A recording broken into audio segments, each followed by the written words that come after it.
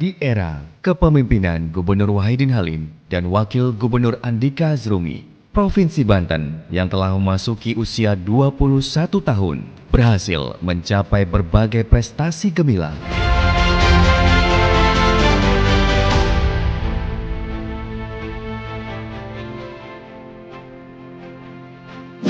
Pasangan WH Andika yang dilantik pada 12 Mei 2017 lalu terus menunjukkan kerja-kerja nyata sehingga berhasil mensejajarkan Provinsi Banten dengan provinsi lain di Indonesia.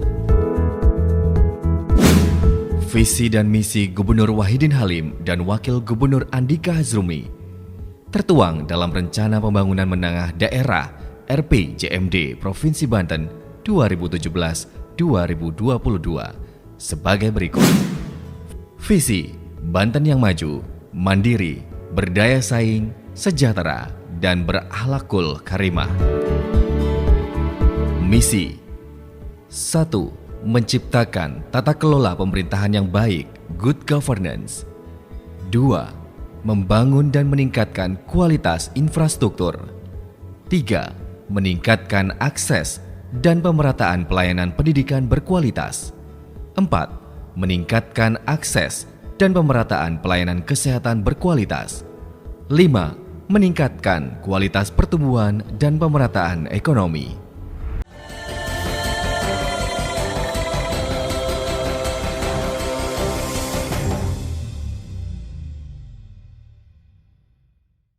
Assalamualaikum warahmatullahi wabarakatuh. Halo, apa kabar pemirsa? Senang sekali saya Nurul Ulfa kembali menyapa dalam program Bumi Jawara. Dan selama 60 menit ke depan, kita akan berbincang dengan narasumber kita yang luar biasa, membahas tentang Banten diterpa pandemi namun tetap membangun. Nah, narasumber yang telah hadir di studio kami ada Bapak Haji Andika Hazrumi SOS MAP yang merupakan Wakil Gubernur Banten. Assalamualaikum Bapak. Waalaikumsalam warahmatullahi wabarakatuh. Bagaimana Pak kabarnya hari ini? Alhamdulillah sehat. Lancar puasanya Pak? Insya Allah, bismillah. Iya. Lancar. Dan tetap banyak kegiatan ya Pak ya? Oh iya, terus. Jelang akhir masa jabatan gitu ya Pak ya? Jelang akhir masa jabatan, kegiatan semua harus tuntas. Oke, biar tidak ada PR Pak ya? Betul. Oke, dan tentu saja biar memberikan yang terbaik untuk masyarakat Amin. Banten. Ya. Baik, selain ada Bapak Wakil Gubernur Banten, kita juga telah menghadirkan anggota DPRD Provinsi Banten dari Partai Solidaritas Indonesia, Ibu Mareta Dian Artanti, psikolog. Apa kabar Ibu? Baik, terima kasih Mbak Nurul. Iya, bagaimana kabarnya hari ini Bu? Wah, luar biasa sekali. Saya sangat semangat sekali Ya, saya hari melihat, ini. Kita merayakan juga ya Iya, Hari Kartini. Kartini. Cantik sekali Bu Terima dengan kebaya kasih. merah ini. Kartini masa kini ya Bu ya? Iya. Oke, sedang ada kesibukan apa nih Bu di Dewan? Ya, seperti biasalah kita ada rapat-rapat yang mesti harus kita tuntaskan juga. Seperti pansus ataupun rapat-rapat ya di badan anggaran ataupun di Bamus gitu-gitu ya. Dan tentu Gitulah. saja saling support dengan Pemprov ya. Dan Harus, tentu Oke. harus Untuk bersinergi dengan masyarakat juga. Betul sekali untuk mewujudkan visi dari pemerintah Provinsi Banten, yaitu membangun atau mencapai Banten yang maju, mandiri, berdaya saing, sejahtera, dan berakhlakul karimah. Itu yang paling penting tentu ya. betul. Baik, bicara tentang pembangunan daerah. Ini sejak tahun 2020 hingga saat ini, Provinsi Banten sama seperti daerah lainnya juga dilanda pandemi COVID-19.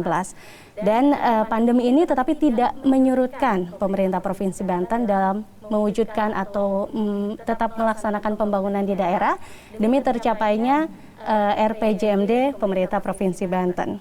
Nah, kita mungkin ke Pak Wagub dulu ya Pak ya. Baik. Bicara tentang pandemi ini, sudah 2 tahun lebih dan ternyata banyak anggaran pada sektor pembangunan yang dipangkas begitu untuk penanganan pandemi.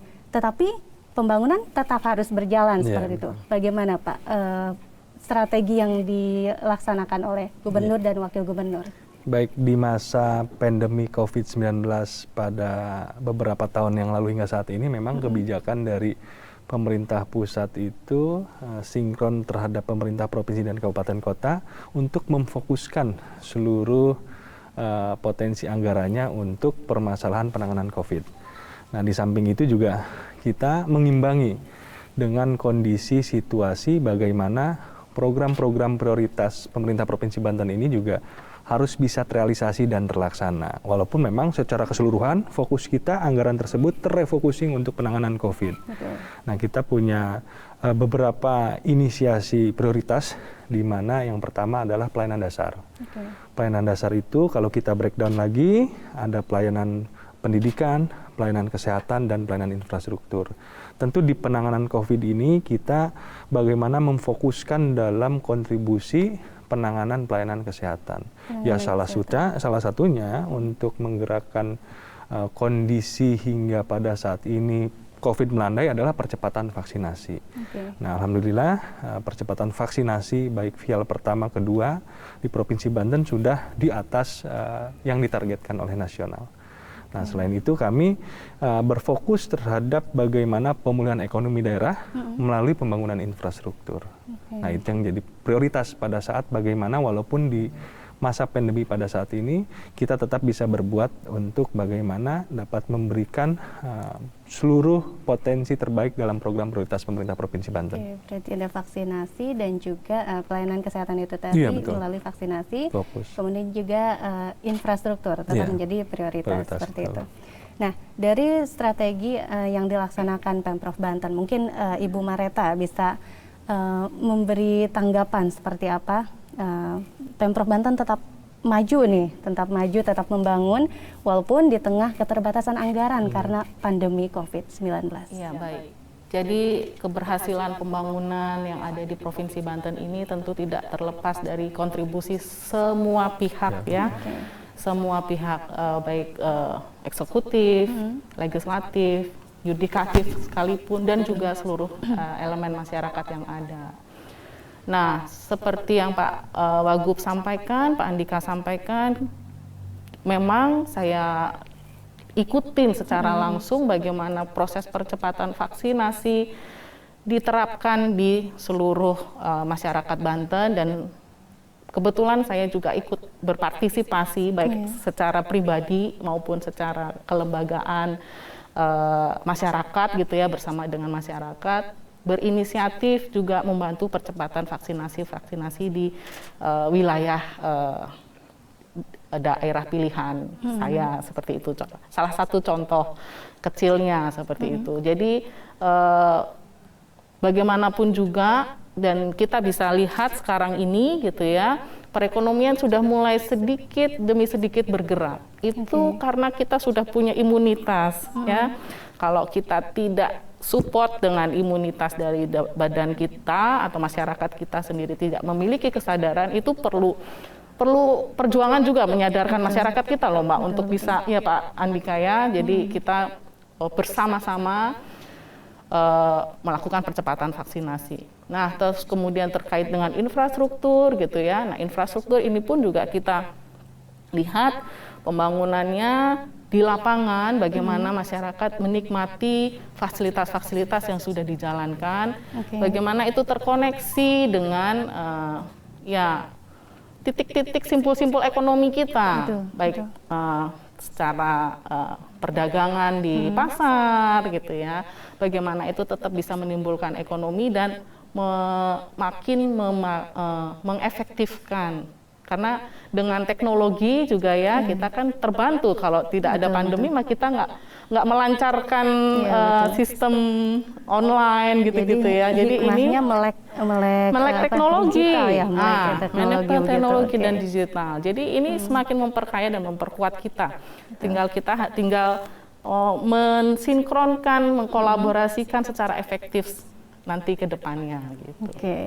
Ya menarik sekali ya perbincangan kita dan tentu saja yang paling mencolok adalah perekonomian mulai membaik sedikit demi sedikit. Nah, kita masih akan melanjutkan perbincangan kita usai jeda berikut, tetap bersama kami dalam Bumi Jawara.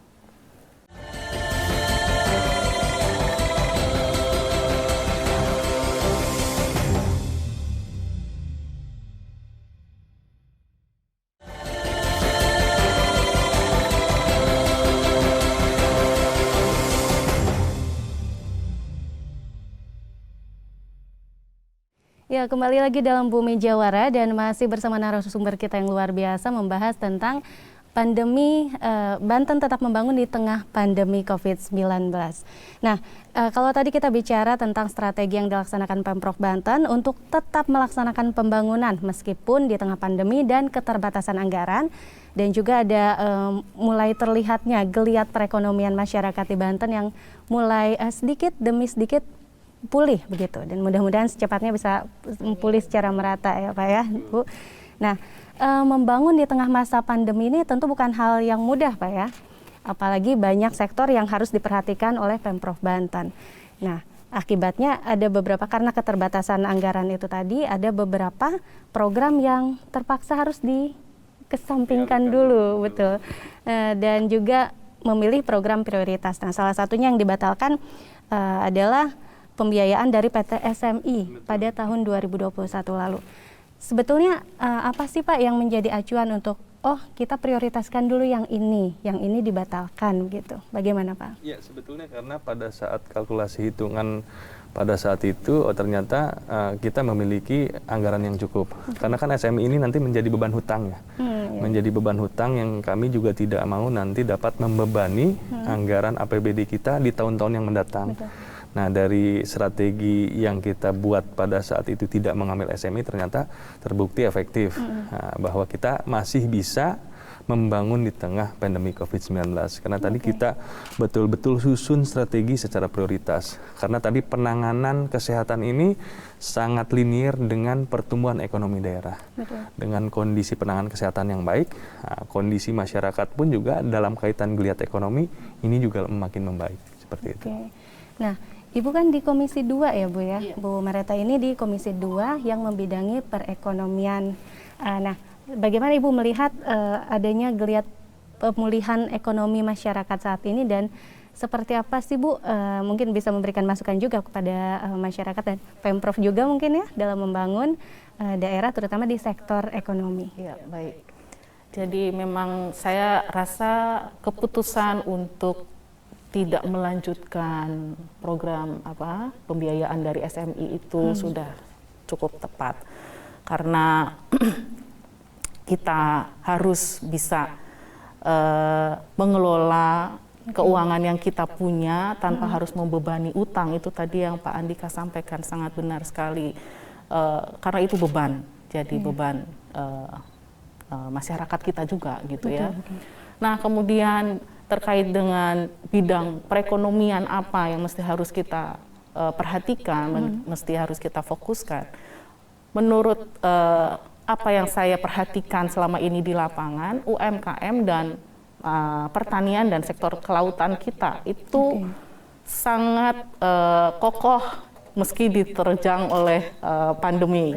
Jadi saya melihat kita mesti harus perkuat sektor UMKM kita, dan juga mendukung pertanian dan hasil laut dari Provinsi Banten, karena kita lihat semua potensi yang disediakan oleh sumber daya alam kita itu sangat bagus banget gitu ya, luar biasa, dan itu harus dikelola dengan infrastruktur dan sistem yang bagus gitu ya. Kalau kita tidak mendukung perekonomian dari sektor tersebut gitu ya, nah itu saya rasa itu bisa agak kurang bisa cepat larinya kalau kita tidak mendukung dengan sistem ataupun infrastruktur yang baik gitu. Jadi baik UMKM kita gitu ya, banyak yang sudah mulai muncul gitu ya, masyarakat kita jadi pengusaha-pengusaha baru gitu ya Pak. Nah, kita dorong mereka untuk bisa semangat gitu. Kita bantu izin usahanya, kita bantu legalitas sertifikasi yang lainnya seperti itu, dan itu sudah kita lakukan bersama-sama juga dengan Pemprov dan kabupaten kota di Provinsi Banten seperti itu. Berarti bidang-bidang tadi bisa kedepannya bisa juga dijadikan prioritas ya, lanjutan dari yang kesehatan dan infrastruktur tadi. Kalau misalnya melihat dari potensi yang dimiliki Banten, sebetulnya sektor apa sih Pak yang selain infrastruktur yang diprioritaskan, sektor apa lagi yang kira-kira ini bisa mendukung pemulihan ekonomi terutama untuk saat ini? Iya, tadi kalau kita sambungkan dari penanganan kesehatan, tentu kalau misalnya penanganan kesehatan sudah baik, sudah meningkat, mobilitas masyarakat juga kan lebih tinggi. Salah satunya adalah menggerakkan roda ekonomi. Yang kita memiliki potensi besar adalah dari sektor UMKM. Nah, ini UMKM juga menjadi salah satu sektor tulang punggung bagi daerah dalam kaitan tadi pemulihan ekonomi daerah. Nah, kami juga konsen di pemerintah Provinsi Banten terhadap potensi UMKM dan ada lagi ekonomi kreatif. Ekonomi kreatif di Provinsi Banten. Yang memang dari subnya ada berbagai macam, baik itu dari ada dari kulinernya, fashionnya, krianya, musik dan lain-lain. Nah, memang pada saat pandemi yang lalu kan mereka sama sekali vakum. Nah, sekarang sudah mulai bergerak karena tadi linear dengan penanganan kesehatan yang sudah membaik, salah satunya percepatan vaksinasi. Atau ini vaksin.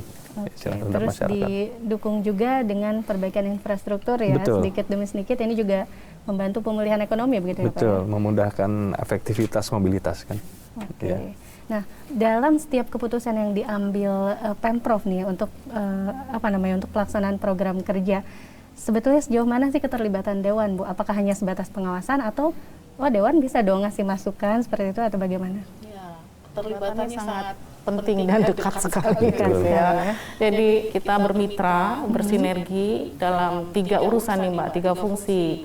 Jadi sisi anggaran, kemudian legislasinya, dan juga pengawasannya. Jadi nggak sekedar hanya ngawasin aja, tapi kita juga ikut terlibat dalam menyusun anggaran, bagaimana alokasinya yang adil dan merata itu tadi. Karena kan kita sebagai wakil rakyat juga terdiri dari berbagai dari berbagai kabupaten kota gitu yang sangat tahu bagaimana situasi di kabupaten kota wilayahnya sendiri-sendiri, maka itu kita bisa mendapatkan masukan-masukan yang nyata, yang konkret, yang dibutuhkan oleh masyarakat melalui posting-posting anggaran yang tepat sasaran. Terus kemudian kita membentuk legislasinya, bagaimana payung hukum, aturan-aturan yang bisa dijalankan, bagaimana itu bisa diterapkan oleh aparat pemerintahan selanjutnya lah, baik mau nanti di tingkat kecamatan, kelurahan, atau itu nanti peraturan gubernur dan selanjutnya itu bisa diimplementasikan. Kalau itu tidak ada payung hukumnya, anggaran itu juga nggak ada artinya gitu ya Pak ya. Jadi ini benar-benar saling terkait. Kalau tidak ada anggaran, tidak ada payung hukum legislasinya, tidak bisa mau diawasin apanya gitu. Jadi 3 fungsi Dewan ini harus benar-benar diterapkan, terutama dalam mengiringi Pemprov melaksanakan program kerja untuk mencapai RPJMD ya Pak ya. Ya betul, target RPJMD. Oke, pemirsa, kita masih akan melanjutkan perbincangan kita dalam Bumi Jawara, tetaplah bersama kami.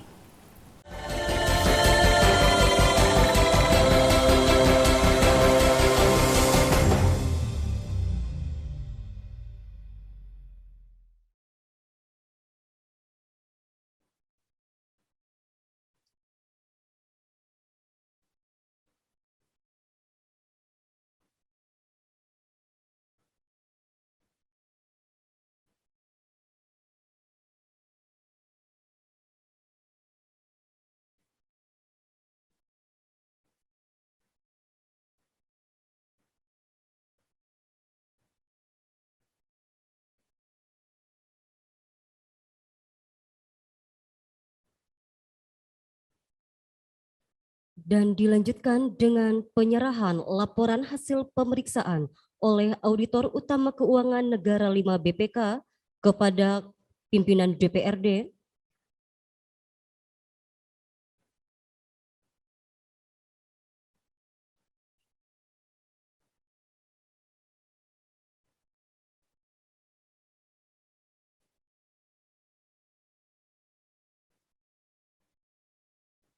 Dan dilanjutkan penyerahan laporan hasil pemeriksaan kepada Gubernur Banten yang diwakili oleh Wakil Gubernur Banten.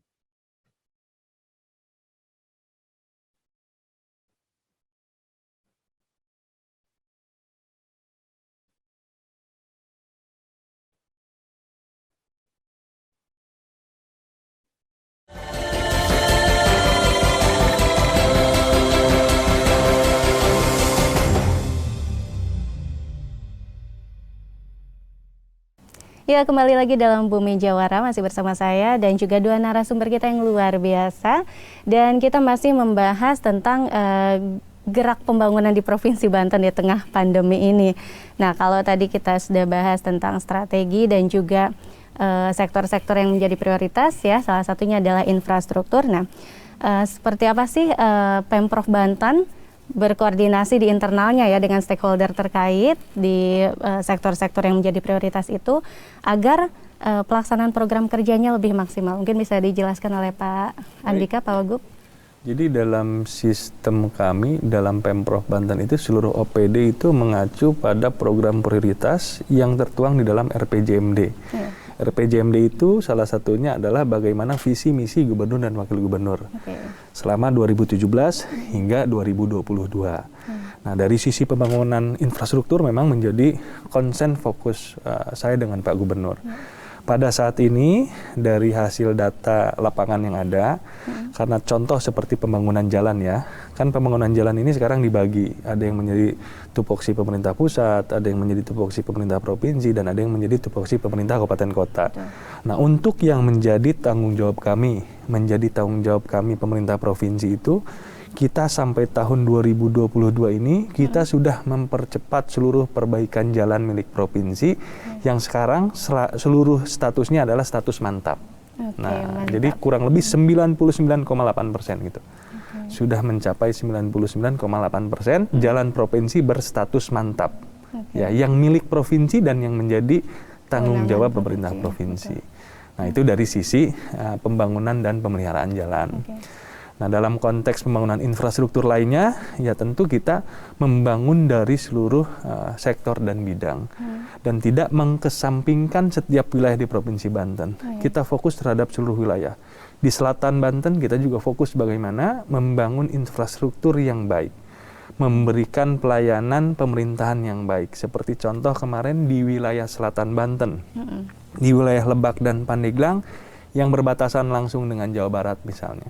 Seperti akses kesehatan. Nah, selama ini kan akses kesehatannya mereka agak sulit karena terlalu jauh untuk ke pusat kotanya. Nah, kami kemarin sudah tetapi sudah meletakkan batu pertama untuk fasilitas pelayanan kesehatan melalui pembangunan 2 RSUD langsung. Yang pertama di Lebak itu di RSUD Cilograng, yang kedua di Kabupaten Pandeglang yaitu di RSUD Labuan. Nah, itu gunanya kami melihat bahwa mendekatkan tadi pelayanan pemerintah terhadap masyarakat. Karena informasi yang saya terima, seperti warga Cilograng nih Bu Mareta, mereka rata-rata sebelum ada rencana pembangunan RSUD ini, mereka berobatnya ke Jawa Barat loh. Karena jauh misalnya mau ke Bayah jauh, mau ke Rangkas apalagi kan gitu untuk mendapatkan pelayanan kesehatan rumah sakit yang menjadi rujukan, misalnya rumah sakit rujukan. Nah, dengan adanya dibangun RSUD ini, ya kami berharap ini memudahkan masyarakat mendapatkan pelayanan kesehatan bagi wilayah selatan Banten. Nah, termasuk perbaikan jalannya pun juga kemarin seperti Kabupaten Lebak. Kita juga fokus untuk bagaimana membangun jembatan Ciberang. Nah, pembangunannya juga kita teruskan hingga negeri di atas awan yang menjadi akses nanti itu pariwisata, tujuan wisata. Selain sektor kesehatan, sektor wisatanya sektor juga wisata. dapat ya, Pak, ya? Dan kita kemarin baru saya ditugaskan Pak Gubernur untuk mengikuti Rakorgub dengan Menteri BPN dan Bappenas. Kami juga mengusulkan reaktivasi kembali jalur kereta hingga dari Rangkas sampai ke Labuan. Nah, itu juga untuk menunjang tadi roda ekonomi dan keterbukaannya transportasi bagi masyarakat selatan. Nah, jadi ini salah satu concern kami yang menjadi salah satu prioritas. Jadi tidak hanya saja di Serang, tidak hanya saja di Tangerang, tapi seluruh wilayah menjadi prioritas kami. Sampai ke daerah sampai selatan, ke daerah selatan. Bahkan di wilayah Tangerang Raya pun yang memang mereka memiliki fiskal cukup, program pembangunannya lebih cepat, kita pun juga prioritaskan. Bagaimana di sana kan sektornya beda, lebih kepada bagaimana pelayanannya lebih ditingkatkan, kualitas pelayanannya lebih dimaksimalkan, karena setiap daerah ini kan berbeda-beda kebutuhannya. Betul. Seperti itu. Berarti tidak hanya di seputaran Pemprovnya saja ya, di pusat Pemprovnya saja, tetapi juga ke daerah-daerah pelosok yang memang membutuhkan sentuhan pembangunan yang selama ini mungkin kurang terjangkau masyarakat. Oke, nah kalau untuk koordinasi antar stakeholdernya seperti apa, Pak? Kalau dengan stakeholder kan kita di sini khusus dengan internal, dengan OPD, ya mereka sudah punya rencana kerja, rencana kerja yang mengacu kepada RPJMD. Nah di luar itu kan juga ada instansi vertikal, seperti misalnya kebinamargaan, ke-PU-an kan ada dari pusat, misalnya seperti balai dan lain-lain. Nah, seperti contoh kemarin masalah banjir di Kota Serang, kita juga langsung bergerak cepat dengan balai C3 namanya di bawah Kementerian PUPR untuk bagaimana kita dapat berkolaborasi mengentaskan permasalahan banjir yang memang pada saat itu kan pertama dalam sejarah Kota Serang terendam. Ya, dari ekses dari kelebihannya debit air di Dam Sindang Heula. Nah, seperti itu koordinasi itu kita lakukan terus intensif. Jadi tidak hanya pada saat pasca, tetapi sebelumnya bagaimana kita juga mendorong tadi pembuatan DED terkait dengan penanganan banjir Cidurian, Cibanten, ada C3 lah namanya di situ. Dari awal sebelum kejadian banjir kita sudah lakukan koordinasi. Jadi sudah ada antisipasinya ya? Ya, jadi hal-hal koordinasi itu sudah kita lakukan dengan instansi vertikal, dengan lembaga terkait yang ada di Provinsi Banten untuk lebih memperkuat lagi, mensukseskan target pembangunan yang ada seperti itu. Nah, kalau dari DPRD sendiri Bu, mungkin singkat saja ya, sebelum kita tutup segmen ini, seperti apa Bu koordinasi antara DPRD dengan Pemprov Banten dalam hal pelaksanaan pembangunannya? Udah pasti Mbak, karena kita memang mitra yang sangat dekat sekali, ada koordinasi-koordinasi yang sudah dijalankan secara rutin. Meskipun demikian, apabila ada hal-hal yang di luar rutinitas sinergisitas kita, koordinasi kita, biasanya kita jalankan melalui mekanisme terlebih dahulu melalui prosedur gitu ya. Apabila kita misalnya nih dari aduan masyarakat, terus kemudian kita sampaikan kepada fraksi kita, terus kemudian kita sampaikan dalam forum di badan AKD gitu ya, misalnya yang ada di DPRD, terus kemudian kita bisa melakukan koordinasi bersama dengan pimpinan DPRD dan kemudian bersama dengan Pemprov. Itu tentu ada mekanismenya yang kalau memang kita mengalami hal-hal yang di luar dari rutinitas. Jadi menurut saya komunikasi dan koordinasi itu sudah berjalan baik gitu ya. Hanya saja kita perlu lakukan percepatan-percepatan. Jangan terlalu banyak birokrasi gitu ya yang membuat kita jadi lambat dalam penanganan permasalahan di masyarakat gitu.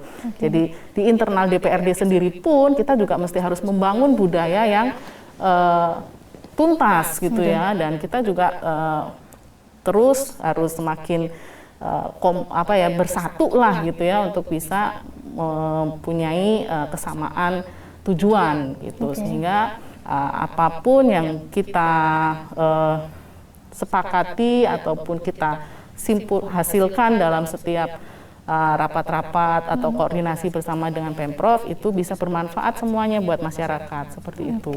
Jadi ya sejauh ini kita hanya perlu untuk meningkatkan atau memangkas birokrasi-birokrasi yang bisa menghambat gitu aja. Sejauh itu sudah kita jalankan secara baik. Oke, sudah baik ya berarti koordinasi antara DPRD dengan Pemprov Banten. Baik, kita masih akan melanjutkan perbincangan kita usai jeda berikut, tetap dalam Bumi Jawara.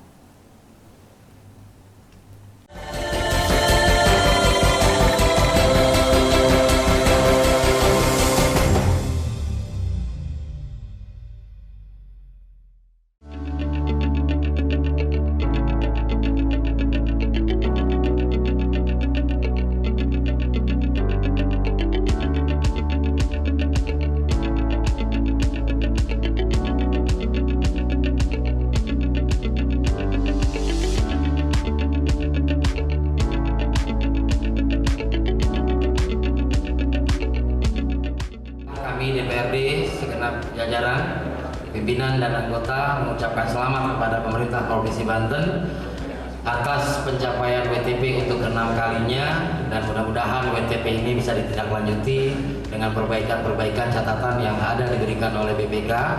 Dan kita juga mengucapkan terima kasih atas kerjasama dengan BPK selama ini yang terus melakukan pembinaan sekaligus pengawasan kepada pemerintah Provinsi Banten, termasuk DPRD di situnya.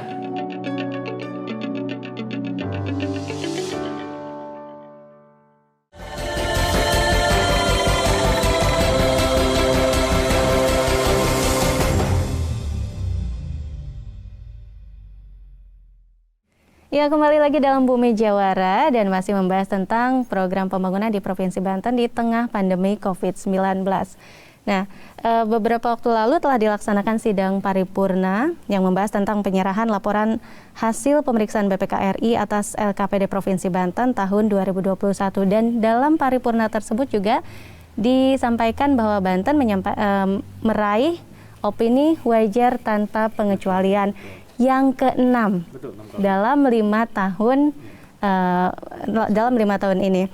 Nah, seperti apa sih Pak capaian WTP ini? Kok bisa ya Pak 5 tahun tapi dapatnya 6 gitu? Ya. Jadi hasil dari pemeriksaan LHP BPK ini, alhamdulillah kemarin kita mendapatkan kembali opini wajar tanpa pengecualian selama 6 kali berturut-turut dalam kurun waktu 5 tahun saya dengan Pak Gubernur menjabat. Nah, tentu hasil dari opini BPK ini adalah salah satu bukti akuntabilitas pengelolaan keuangan daerah yang kita memang betul-betul sangat hati-hati. Sangat hati-hati dalam proses perencanaannya, dalam proses penganggarannya, dalam proses pelaksanaannya, dan dalam proses evaluasinya.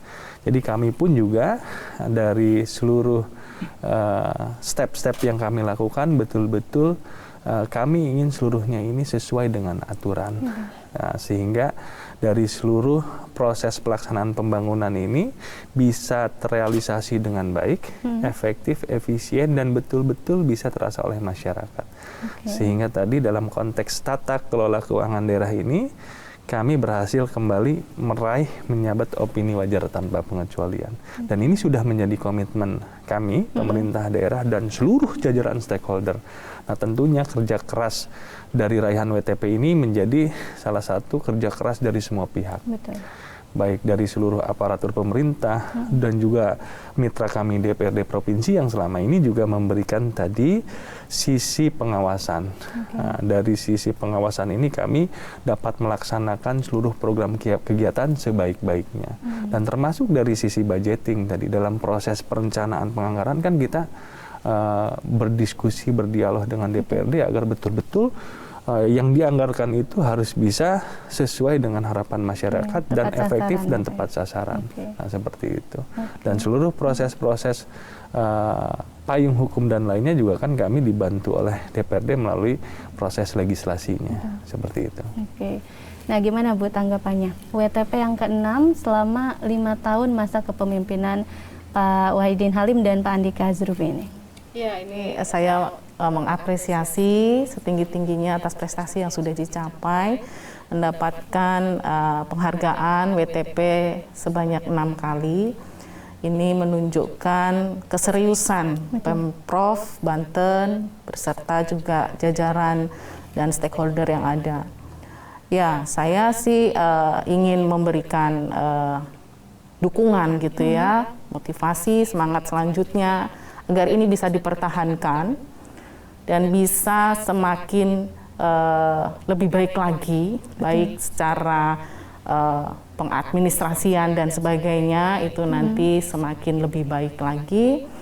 Dan tentunya kalau dalam hal penganggaran gitu ya, perencanaan dan penganggaran, saya sih berharap ke depannya anggaran yang sudah ditetapkan bisa diserap secara maksimal gitu ya, dan kita bisa optimalkan meminimalkan silva gitu ya, jadi semuanya terdistribusi untuk program-program masyarakat itu akan lebih terasa lagi manfaatnya buat masyarakat. Apalah arti sebuah prestasi WTP tapi masyarakatnya kalau tidak merasakan secara maksimal. Nah, itulah yang nanti harus kita fokuskan lagi.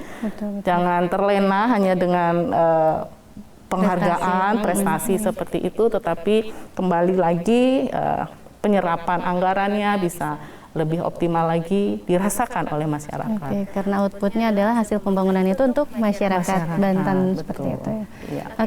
Nah Pak, WTP 6 tahun berturut-turut selama 5 tahun, sementara 2 tahun terakhir kita pandemi. dengan anggaran yang dipangkas untuk penanganan atau penanggulangan COVID begitu, dan program-program yang dipilih prioritasnya nih. Kendala apa sih yang paling terasa, Pak? Oh iya, kalau dari sisi kebijakan kan kendalanya jelas anggaran. Ya, betul. Karena dari anggaran ini sangat luar biasa dampaknya, pandemi ini luar biasa. Dari sisi pendapatan, postur pendapatan daerah pun juga kan kemarin sempat turun. Karena kan kita ini besarnya ini dari PKB, pajak kendaraan bermotor.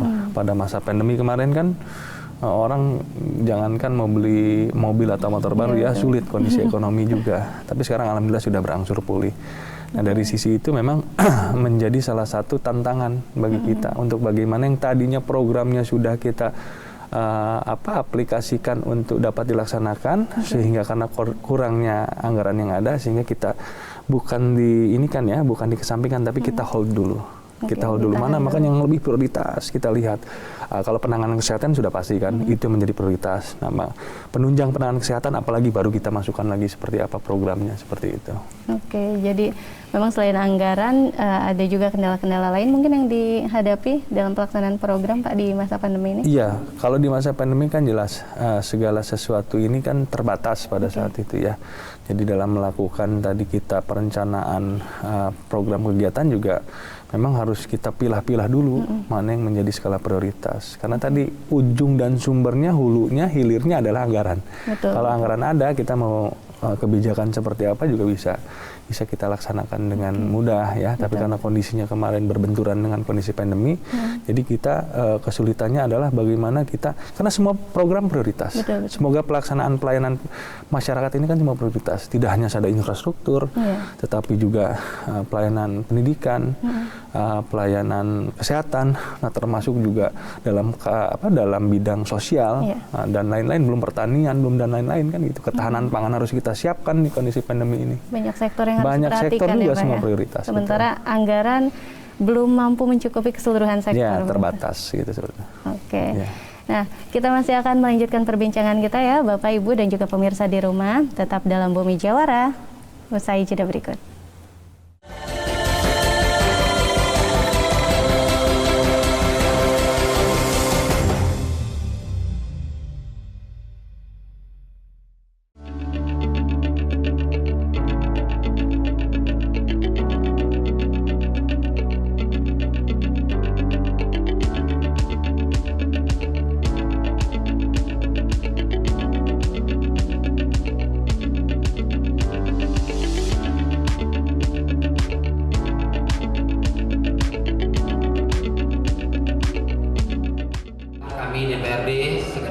jajaran, pimpinan dan anggota mengucapkan selamat kepada pemerintah Provinsi Banten atas pencapaian WTP untuk ke-6 kalinya, dan mudah-mudahan WTP ini bisa ditindaklanjuti dengan perbaikan-perbaikan catatan yang ada diberikan oleh BPK. Dan kita juga mengucapkan terima kasih atas kerjasama dengan BPK selama ini yang terus melakukan pembinaan sekaligus pengawasan kepada pemerintah Provinsi Banten, termasuk DPRD di situnya.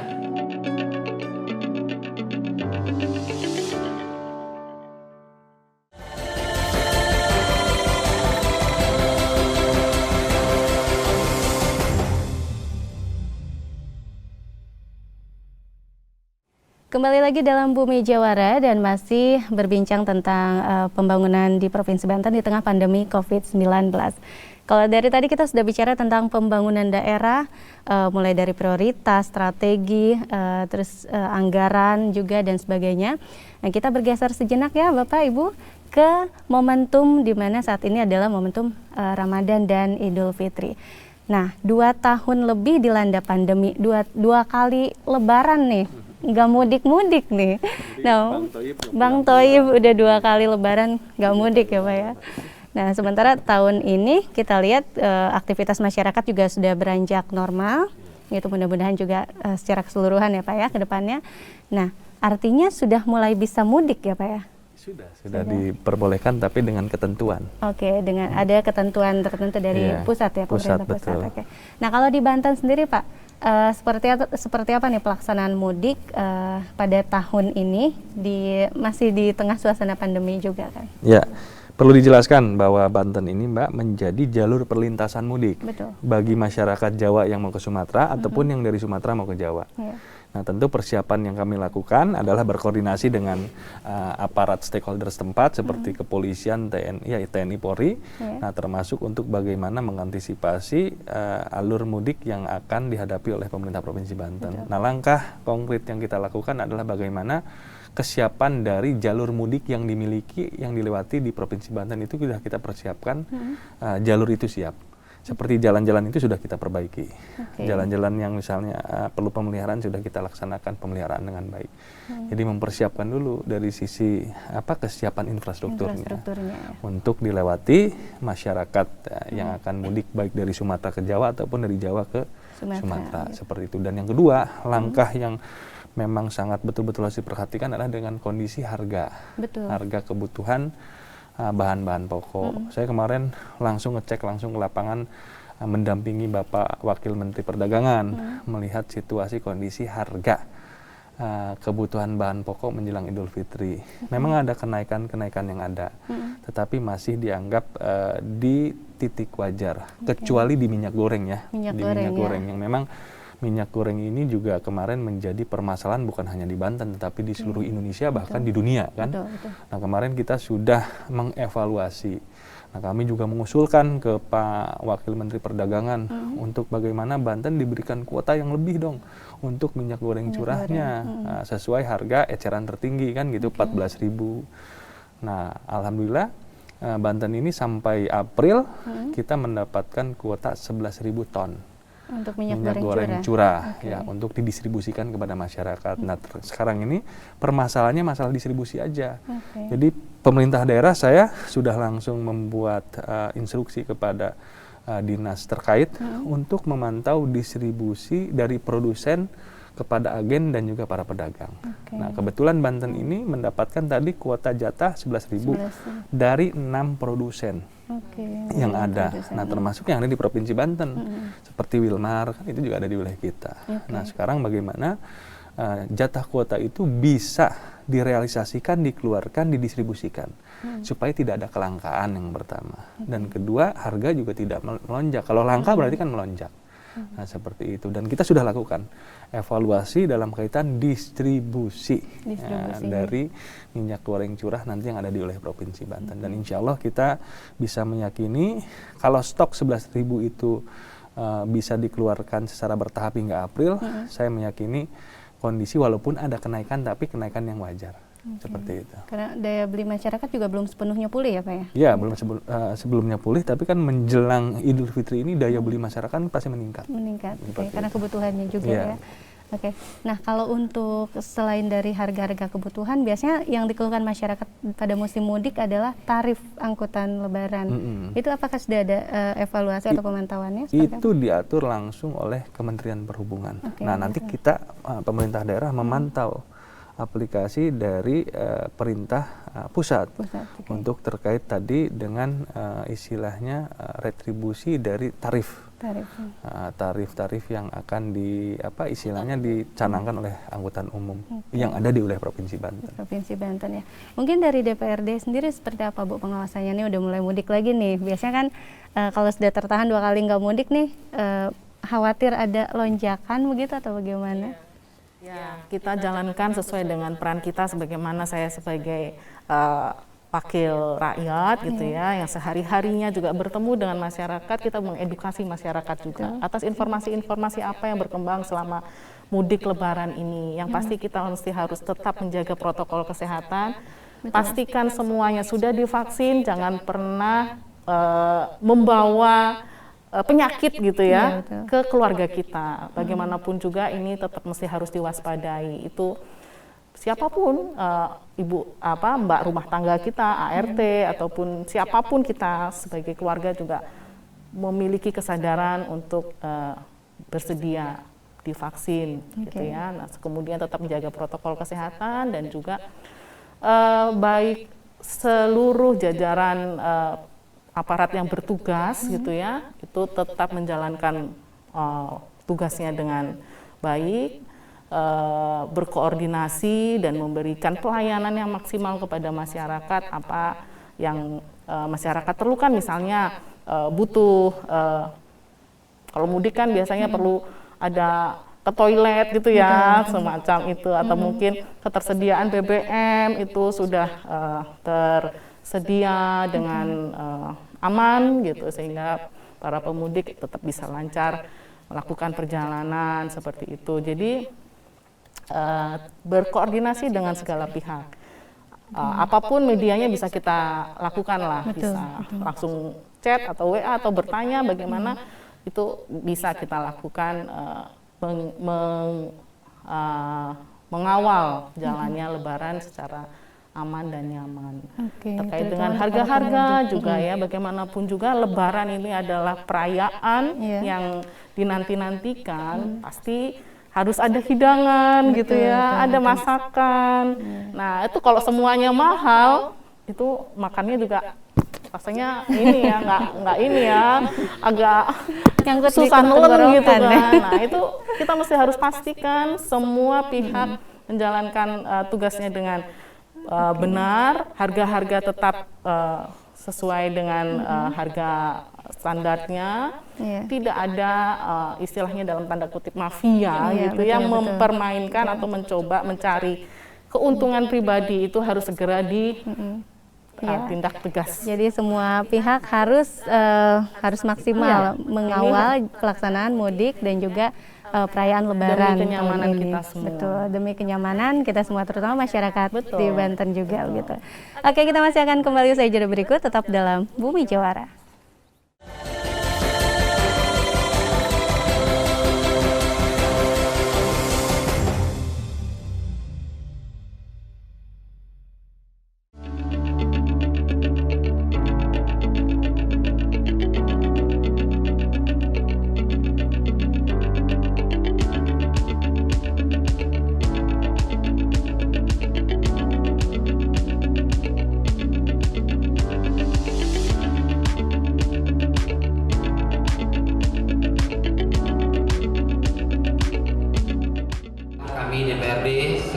Jajaran, pimpinan dan anggota mengucapkan selamat kepada pemerintah Provinsi Banten atas pencapaian WTP untuk ke-6 kalinya, dan mudah-mudahan WTP ini bisa ditindaklanjuti dengan perbaikan-perbaikan catatan yang ada diberikan oleh BPK. Dan kita juga mengucapkan terima kasih atas kerjasama dengan BPK selama ini yang terus melakukan pembinaan sekaligus pengawasan kepada pemerintah Provinsi Banten, termasuk DPRD di situnya.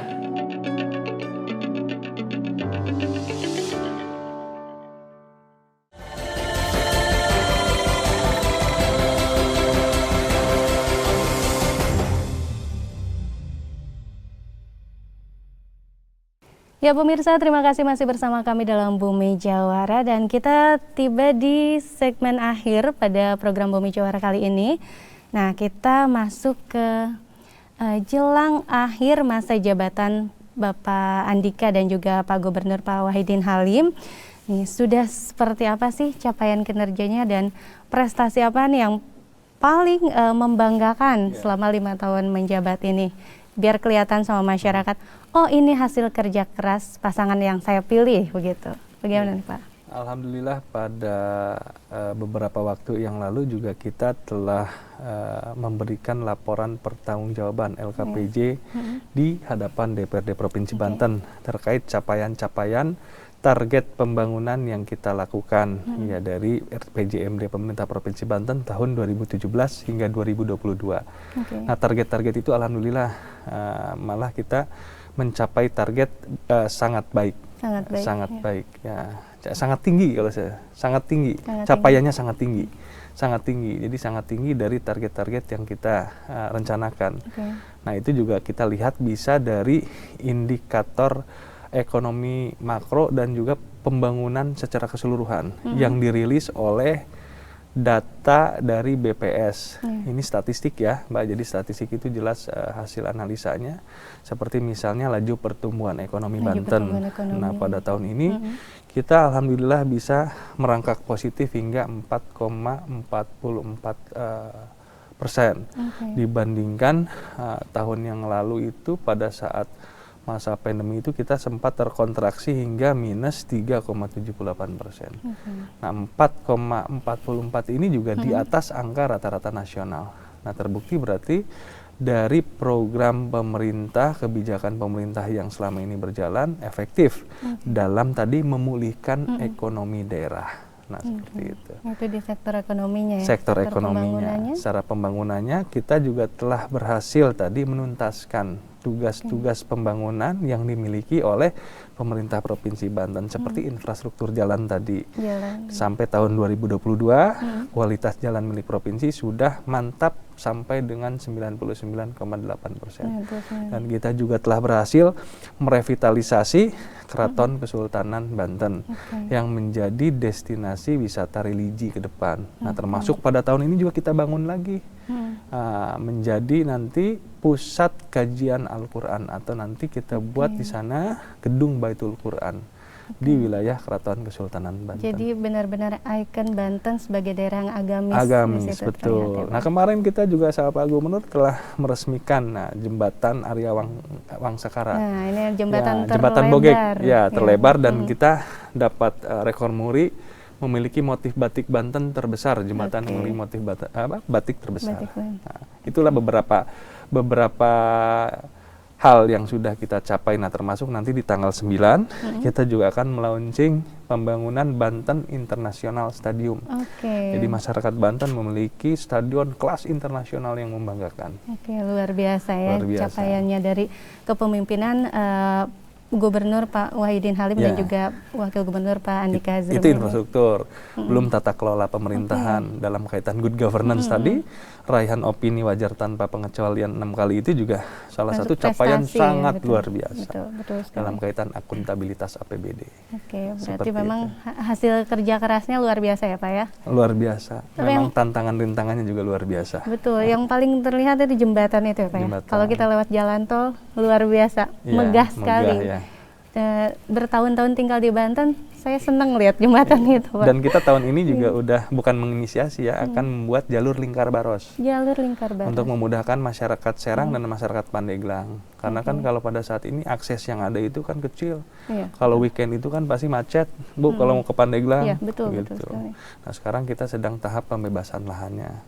Nah, mudah-mudahan nanti di awal tahun depan atau di perubahan sekarang sudah bisa mulai pembangunan.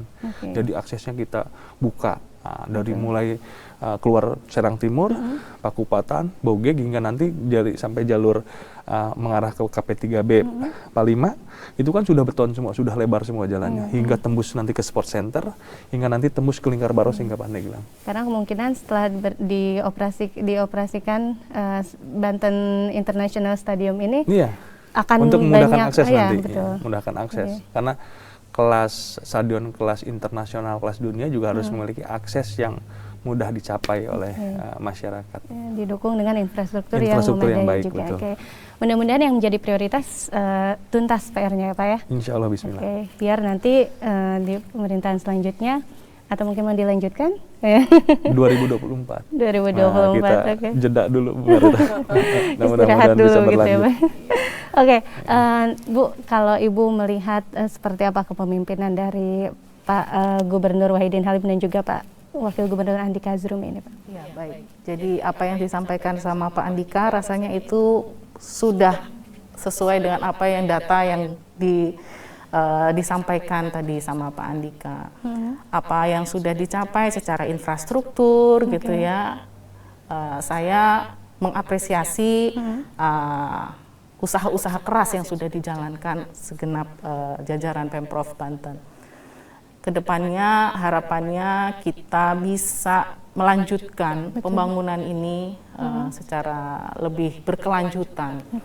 Tidak hanya sekedar gampang bikin sesuatu, meng-create, tetapi yang berat itu memelihara. Dan bagaimana kita juga edukasi masyarakat kita untuk ikut bersama-sama menjaga fasilitas yang sudah disiapkan, dan bagaimana nanti kita juga menyiapkan pembangunan-pembangunan berikutnya bersama-sama dengan peran serta aktif dari masyarakat juga gitu. Semua bisa berkontribusi.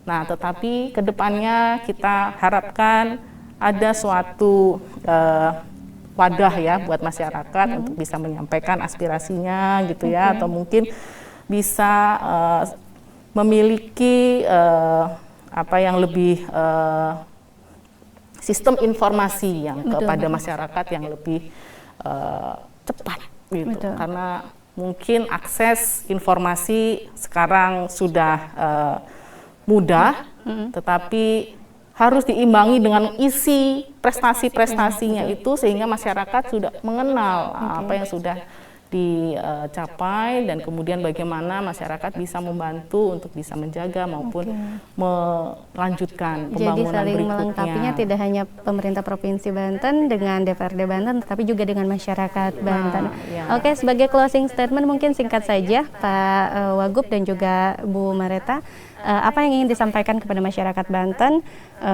baik itu dalam momentum Lebaran maupun momentum akhir kepemimpinan begitu. Baik, kepada masyarakat Banten yang saya cintai, saya banggakan.